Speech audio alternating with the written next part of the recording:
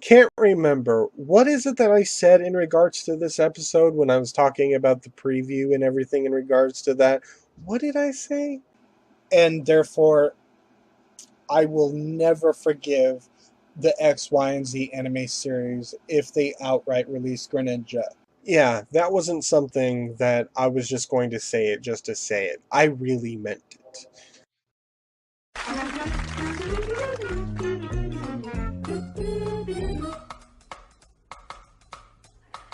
Pokemon! Pokemon! Pokemon!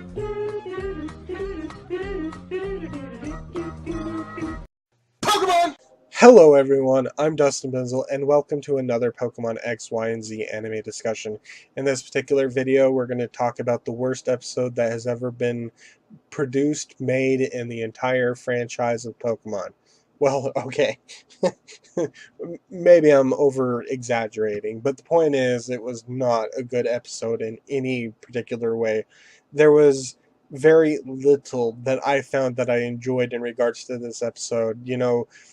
Honestly, the only thing that I can think of that I liked about this particular episode was the bond between Ash and Greninja, before the end of the episode, the seeing the energy of the virus roots and stuff of that nature and destroying that, and the whole connection that they had. But then of course they decided to say the heck with all of that, and that was the end of that. But before we talk about the stupidity of this particular episode, let's talk about the talk about some of the notes that I have here. So let's see. So it was half about trying to stupidly fully conclude Team Flare with Zerosic, which I really didn't like, with the whole Clement thing and everything, which the plot literally went nowhere. It was just a glorified Team Rocket plot as far as I'm concerned. And then, of course, beyond the stupidity that is Ash releasing Greninja, of course, blah, blah, blah, blah, blah. The only thing that I will have to say in regards to this particular situation is I have accepted it for the most part. I will move on. I will maybe salty bring it up in certain cases of, Ash releasing another Pokemon. I'll be like, casually bring up Greninja, but it's done. It's over with. I will never forgive the writers for what they did. I'll just have to accept it or whatever. And I'll just have to move on from that or whatever. And the thing is, this wasn't even a decent release episode. It was like, we're going to have Zerosic being in this episode. Oh, but by the way, we're also releasing Greninja. Would you like to re-edit that? No, no. Okay, so I have to make this episode now. Anyway, so let's start off with let's take away the Ash releasing Greninja thing. Okay, let's talk about the Clement and Zerosic plot, shall we? The glorified Team Rocket plot that we have. So what? I don't mean to be negative or critical, but what is this garbage? What is this trash episode? What is this trash plot? What is this garbage Team Rocket modified plot here going? What is this? Really, what is this? It and I repeat this again. It was literally nothing more than a glorified Team Rocket. It was like erase Team Rocket, erase the Meowth balloon, and replace it with Zerosic and Malamar. And instead of a Meowth balloon, it's basically a machine that could go to a giant airship or something like that. And that was pretty much it. you know, you know, Zerosic was hardly even a threat. The fact that he only got away just because he basically caused smoke to appear was basically just basically Team Rocket running away over again, over and over and over again. It was like, what? Like I implied before, the only decent thing about this was the Ash-Greninja bond with Ash and the cool things that they can see together. They can see each other. Ash would probably be an amazing, in terms of the Ash-Greninja bond phenomenon and everything like that, Ash would be an amazing asset into like military aspects or army or something like that. Imagine being able to command a Pokemon from a long distance, like miles away or whatever, and being able to see and be able to make judgments that you don't have to be there in like a wartime or whatever when there's like missiles and bombs going forward and like well, in this hypothetical world it'd be like Pokemon attacks or whatever, but it's a very useful ability. That's really the only cool thing that we got about this or whatever. So, and I did like the whole Clement is better than Xerosic as a scientist and an inventor. He pulled one over Xerosic, but again, I repeat, it was literally a Team Rocket capturing a Pokemon, same plot nonsense that we've seen for the past few years, that it just literally went nowhere. Literally, the problem was we didn't even get Zygarde until the end of the episode.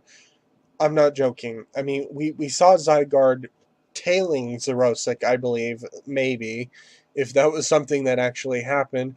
But instead, it was Xerosic gathering cells and firing a weapon in the ground to create these giant red vines or whatever, and then just trying to do something that Team Flare did. And it's like, we already got a conclusion for Team Flare, and yet you're giving us a Team Rocket type plot. Really, for Xerosic? You know, I mean, the only fairness that I can give to the writer for this particular episode, or anyone who approved this episode, is at the very least it wasn't Team Rocket, and Team Rocket's role was minimal. But outside of that, there was like literally no difference. And that's kind of the thing when it comes to certain characters. It's like, well, why don't we just get rid of them? Like Team Rocket, I hate Team Rocket. Let's just erase them. The problem is then, of course, they're just going to be replaced with someone else. And while maybe someone completely different with maybe slightly different personality quirks might invigorate you or refresh you, I feel like it's going to be the same thing. It would be like it. This episode, the first part of this episode, or the majority of this episode, really felt like Team Rocket. Like Xerosic was Team Rocket this whole entire time, and that we just spent the 16, nearly 20 years, 16, nearly 20 years of having to deal with Team Rocket, or in this case, Xerosic, and it was just the same old plot. I mean, sure, there was the whole Xerosic again versus Clement, but for a release episode for Greninja, it was seriously lacking.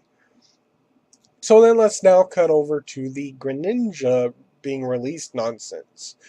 So when this episode was first announced, there was a summary that said, "For the sake of for the sake of Colossian peace, dot dot dot." I knew they weren't going to come up with any excuse that made any sense for why Greninja was being released.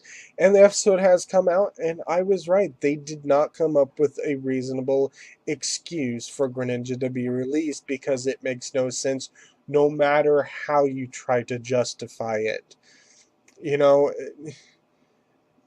and I say in here, and this is kind of more of a joke than being serious, but it's still important to note that this is the first legitimate time in terms of a story from Pokemon that it seems like nonsense, like just words were vomited onto a piece of paper or multiple pieces of paper and then handed it in and being like, here's the release episode.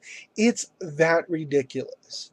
And here's a few reasons, and maybe I'll come up with some other ones while I'm talking or whatever, but the cool Ash-Greninja thing and the Ash Bond that was seen in this episode, the primary reason why Zygarde apparently wanted Ash-Greninja in the first place, based on what I've seen, I don't know if the translations are wrong, but the whole bond phenomenon thing or whatever that Greninja has is because of Ash and Greninja. This was like the argument that people had in regards to releasing Greninja in the first place. They're like, well, maybe Sycamore can study Ash or whatever, and then everyone's like, no, that doesn't make any sense because Ash needs to be there in order to create the Ash-Greninja phenomenon. And those people that argued that Sycamore studied Greninja were like, yeah, you're right. That needed to be the case. Ash needed to be there. But they do it anyway in just a different way. You know, and in Zygarde, Puny-chan, or even the Blue Zygarde Corps, was like trying to justify this by saying, "Oh, memories will be fine. All Greninja has to do is remember the bond, and he'll become Ash Greninja." I'm sorry, Zygarde, Puny-chan, Blue Zygarde Corps. At what point do you have bond phenomenon? What was that? You have bond phenomenon. You know about bond. Oh, you don't. Oh, you don't have bond phenomenon. You don't know. So you, as a legendary Pokemon that has its own particular abilities and skills, to become Zygarde 10%, 50%, you're gonna say that Ash Greninja can just become Ash Greninja because he remembers Ash. Really, you're that arrogant. I mean, you were arrogant in the Team Flare, considering yourself above even Pokemon. I can understand the humans thing. I can understand Pokemon being justifiably more arrogant than humans, especially in regards to legendaries, but Pokemon themselves, the way that you kind of, based on the translations that I've read, you were throwing both humans and Pokemon as if you weren't one yourself. I'm not really sure about that. So, yeah, it's whatever. Anyway, too, Ash Greninja is special, and I've already said this before that that's the reason why Zygarde wants Ash Greninja is because Ash Greninja is special. Well, I'm sure there are plenty of special Pokemon out there that probably could have been used as a tool because the other more powerful tools, Zygarde, somehow were missing a feature here or whatever to try and stop something in particular. And so that was made up by this tool, Ash Greninja. So just the justification of keeping Greninja. But I honestly don't think that's a justification whatsoever. I think that's just some poor excuse because you couldn't handle the thought of Greninja just staying at Oaks doing nothing. Greninja has to do something, I guess. If Ash wasn't going to bring Greninja to the Alola region and he was just going to leave it at Oaks, I guess you had to do something for Greninja. In regards to this, I thought this was going to be made up, but I did bring it up. But what were the drugs that the writer took when writing this episode for me to believably to justify releasing Greninja solely for what the vines that were there, the evil corrupt vines, that there could be believably so many vines to justify an outright release? What drugs were you taking, writer of this particular episode? There is literally no way that I can imagine Zerosic after Team Flare gathering Zygarde cells and firing every single location in the Kalos region, something that not even Zygarde could somehow manage to overcome, that Greninja needs to be used for a long period of time, or however long Greninja will be, probably the rest of the series. Maybe at the end of the series, maybe Greninja will come and be with Ash at that particular point when everything is said and done in regards to Ash. But for the moment, why would you need Greninja for that? How am I supposed to believe that there are so many corrupt vines out there that have a special energy that for some reason cannot be detected by Zygarde because they're artificial, even though they were created from Zygarde's power. They didn't just magically come in existence because of technology. They became that way because of Zygarde's energy. So being unable to detect your own energy, fine, fine. But how is there that much need of Greninja to be there? And in general, I mean, okay, let's say that Ash-Greninja is used for the energy cases, like do do do do do. Oh, there's a thing or whatever. Eventually, what's Greninja gonna do? What would be the point of Greninja? It's like you're just using him, and that's the thing that I don't like is that the Zygarde is using Greninja in such a worse way than Ash, because at least Ash has that bond with Greninja, so it's like it seems like it makes more sense and it's a lot more justifiable for like Greninja or Ash to use Greninja as a Pokemon that battles or whatever. And the whole point of Professor Oaks is so that they don't have to be used like that tool anymore, and then they get to relax. They get to battle with other trainers. Ash Greninja could battle against Ash's Sceptile, raising Sceptile strength in the Ash Greninja form. Greninja can kick back and do whatever it wants and not be you. See, the thing is, it didn't feel like Greninja chose to help. It seemed like Zygarde, Puny-chan, in 10% form decided to enlist Greninja. Like, hey, well, we don't want you to go with Ash anymore. We want you to stay here because plot reasons, blah, blah, blah, blah. So we're just going to go ahead and hire you because we're not going to think that you're going to have a nice future when you go with Ash. We're just going to say, no, you don't belong with Ash anymore. Hey, we've got you covered. We're going to use you. We're going to point you in a direction, and you're going to solve that problem. And we're going to use you in this particular moment or whatever. And it's like, what? It's like Greninja is now the tool for Zygarde to use, and I don't like it, especially with the trailer of tomorrow's episode, the Thursday episode. As of recording the goodbye episode, we see Greninja in its normal form, just because they had to do that, just to be like big middle finger to all of Pokemon fans or whatever that enjoyed Greninja. It's like, what are you doing? So it's whatever. It happened. I have to accept it. I have to move on. But unfortunately, at the cost of there being no optimism whatsoever that they could properly end a series after fourth generation, and with Ash having powerful Pokemon, Professor Oaks. I mean, fifth generation, I'm pretty sure there wasn't a release, but the way that it ended was a little ridiculous, with basically the last episode of fifth generation being far better than the last 20, 30 episodes. And I guess only because it dealt with Oak's lab and all of Ash's Pokemon. I guess that was the only way to properly conclude it.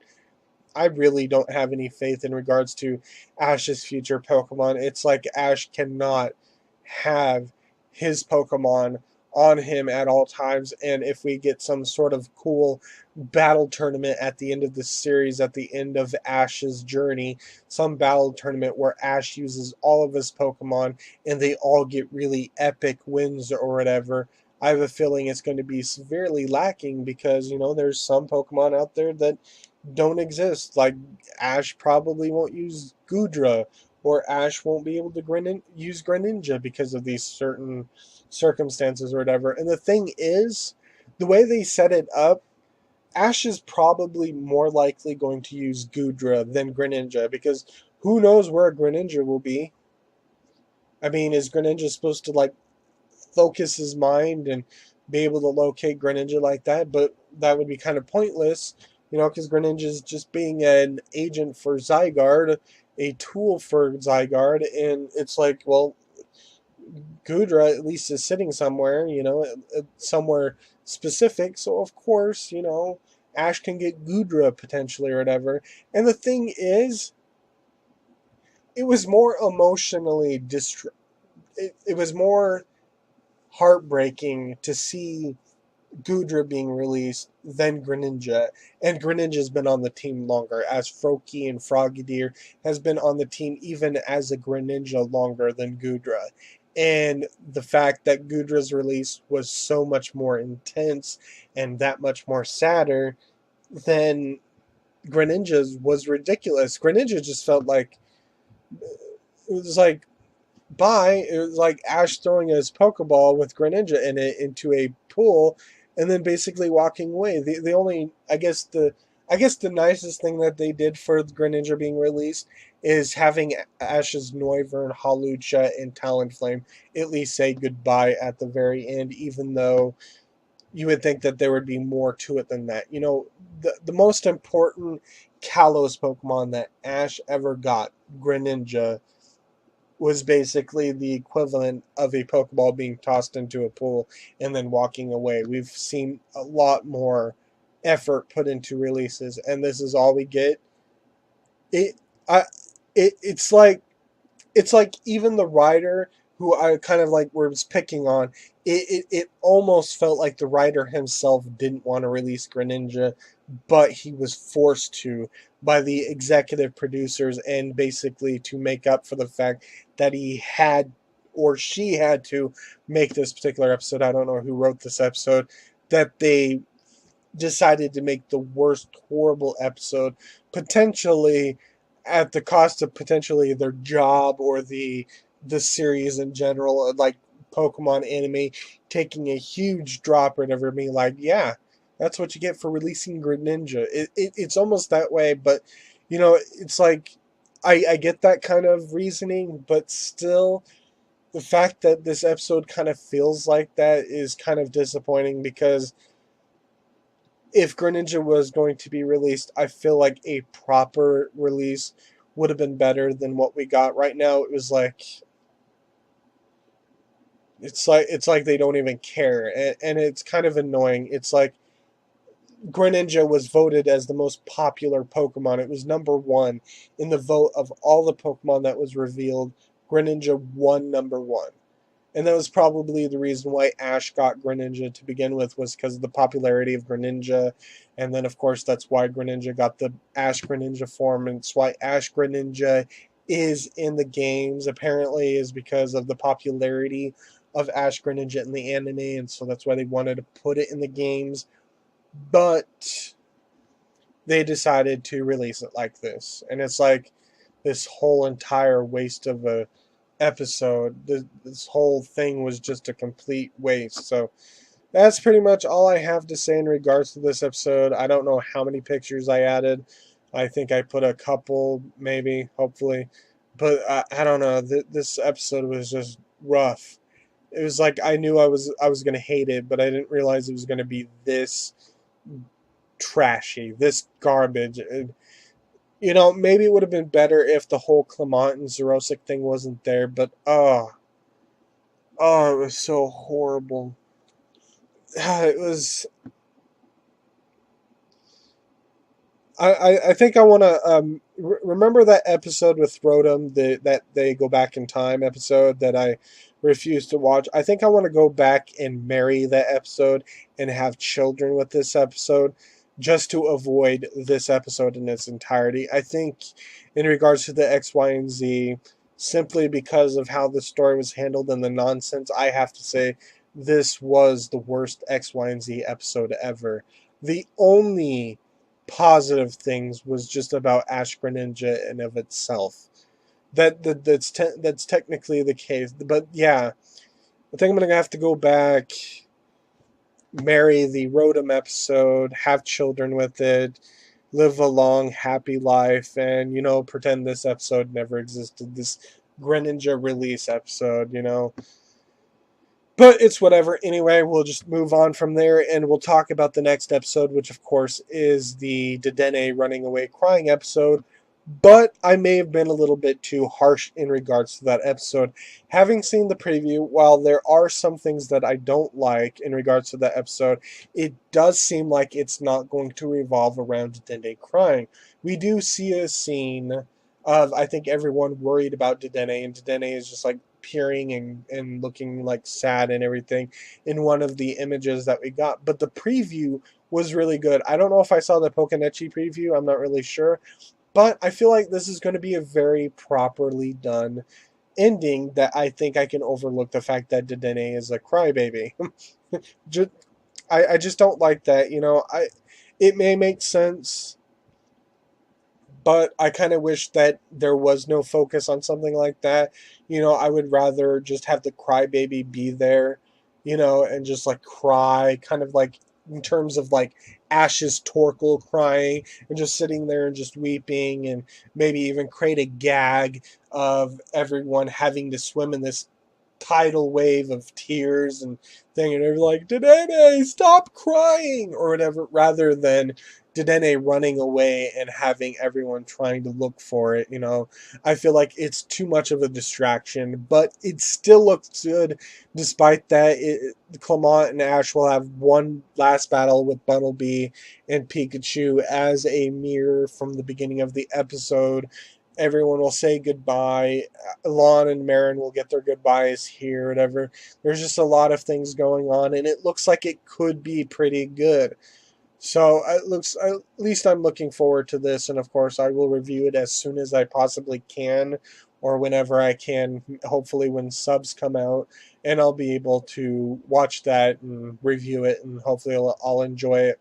And then of course after that we have the Sycamore and Alexa special, the XY&Z legend in regards probably figuring about Xerneas and Evital and Zygarde, something special about that. Maybe we'll learn more about Zygarde and stuff in regards to that. Maybe we'll get like this image of Zygarde in its complete form, perfect form, up above, and then we'll have like Xerneas and Evital below, maybe indicating that Zygarde is the leader or the top Pokemon of those two. So I guess we'll just have to wait and see in regards to that. So as for other videos, if I will of course be talking about the Sun and Moon anime at some particular point. So anyway, hopefully you enjoyed this episode, even though I'm very salty and it's a garbage episode, but they all can't be winners, I guess. So anyway, thank you for watching. I'm Dustin Benzel, and I will see you in my next video. Goodbye.